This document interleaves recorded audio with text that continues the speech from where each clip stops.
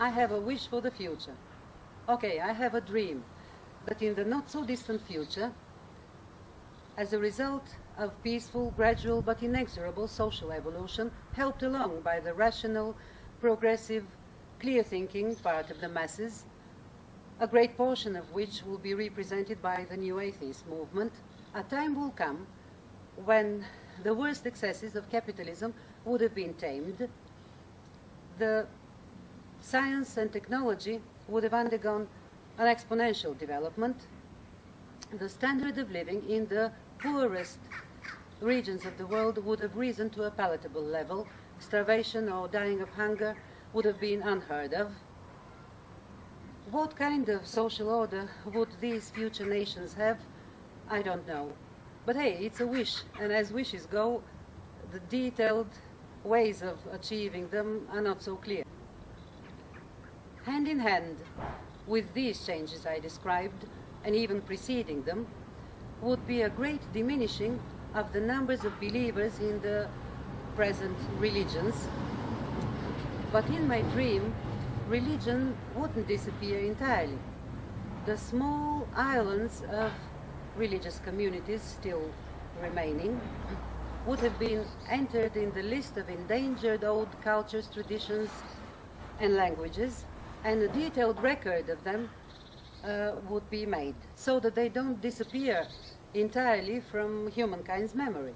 In my dream, the following study material, only clips of which I will show you, would be part of the curriculum of future schools and colleges.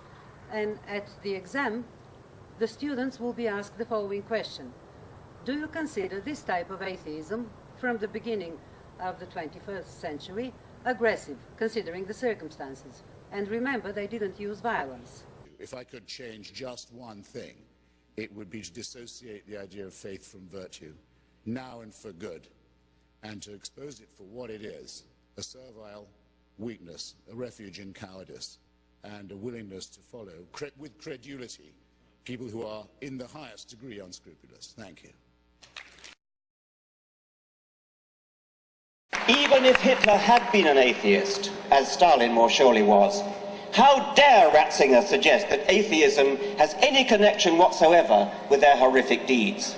There is no logical pathway from atheism to wickedness. Joseph Ratzinger is an enemy of humanity. He's an enemy of children whose bodies he's allowed to be raped and whose minds he is encouraged to be infected with guilt. He's an enemy of gay people. He's an enemy of women. He's an enemy of the poorest people on the planet, condemning them to inflated families that they cannot feed, and so keeping them in the bondage of perpetual poverty. A poverty which sits ill beside the obscene wealth of the Vatican. He's an enemy of truth, promoting barefaced lies about condoms not protecting against AIDS, especially in Africa. He's an enemy of science, obstructing vital stem cell research on grounds not of true morality, but of pre-scientific superstition. Ratzinger is an enemy of education. He and his church foster the educationally pernicious doctrine that evidence is a less reliable basis for belief than faith, tradition, revelation, and authority. His authority. Obviously now Islam, which had been going through a long period of latency, is by far the most dangerous religion. This morning, I was an atheist. How you converted me to Islam. Then the angels will hit you with a hammer.